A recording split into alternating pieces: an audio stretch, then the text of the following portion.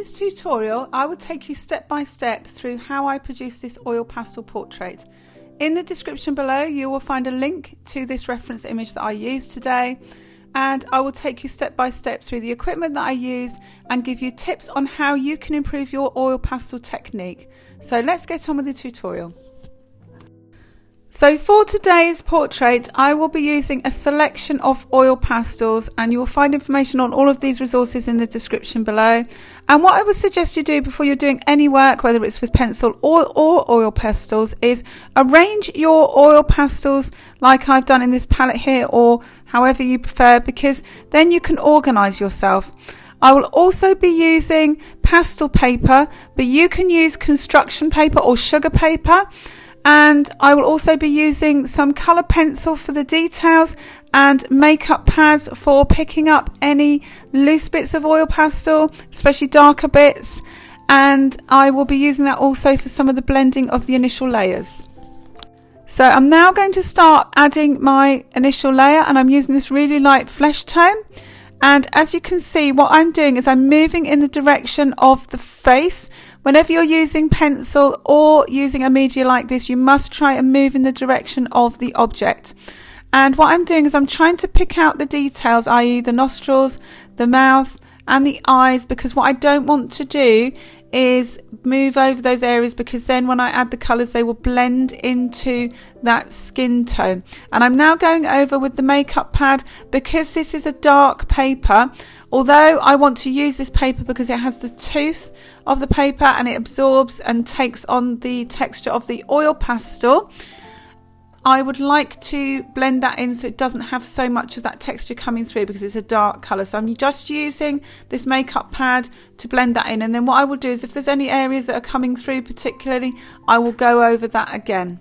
Now I'm going to start blending my dark and mid-tones. So I'm adding warm browns and roses and darker pinks, and then I will start blending those by adding the flesh tone on top. That will blend those tones in. When you blend these tones in, you must make sure that you are shading in the direction of the object. So if it's a curved cheek, for example, you must make sure it's a rounded motion. If it's the nose, you must make sure it's straight. Now here I was using the ruler to scrape off a mistake where I'd gone over a line, because I don't want that lighter pastel to blend in with the hair when I put the hair in. So if you make a mistake, you should be able to take an object like a ruler or a palette knife or something and just scrape that gently off.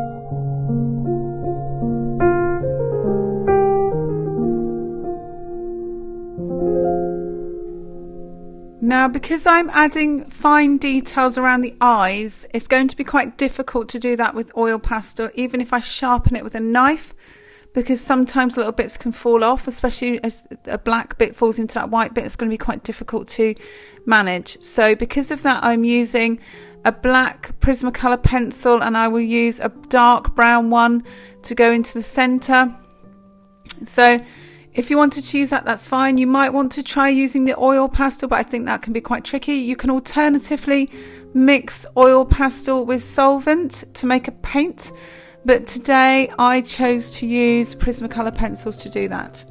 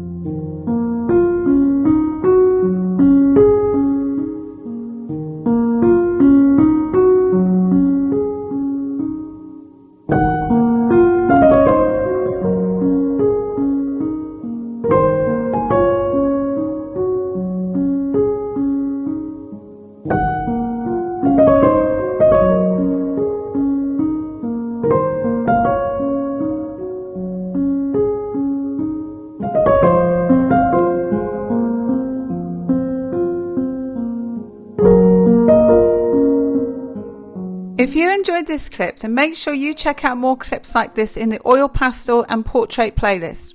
Don't forget to look in the description below for details of products used in today's clip. And if you have any ideas for future content or questions, leave a comment below. Finally, don't forget to subscribe and hit the bell to be notified of future content.